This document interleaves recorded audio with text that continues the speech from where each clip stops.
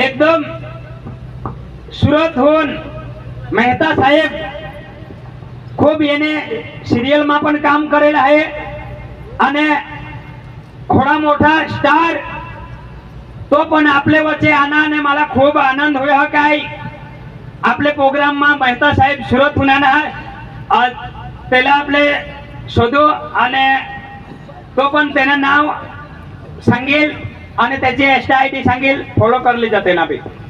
નમસ્કાર દોસ્તો, હું સુરતમાં રહું છું. હમણાં એમ તો બોમ્બેથી બિલોંગ કરું છું અને મેં તારક મહેતા ઉલ્ટા ચશ્મા અને કપિલ શો અને કોણ બનેગા કરોડપતિમાં બી કામ કર્યું છે ફિલ્મ સિટીમાં.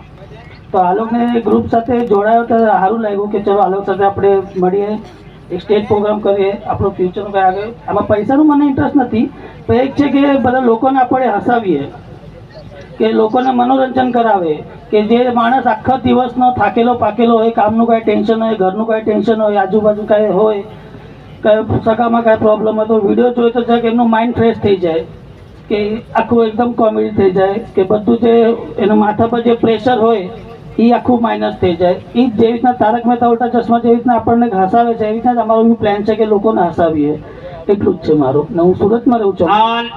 ટિકટોકમાં બહુ ફેમસ હતા, ઇન્સ્ટાગ્રામમાં પણ એની આઈડી હેંગ કરી લીધી અને દૂસરી आता नवी खोल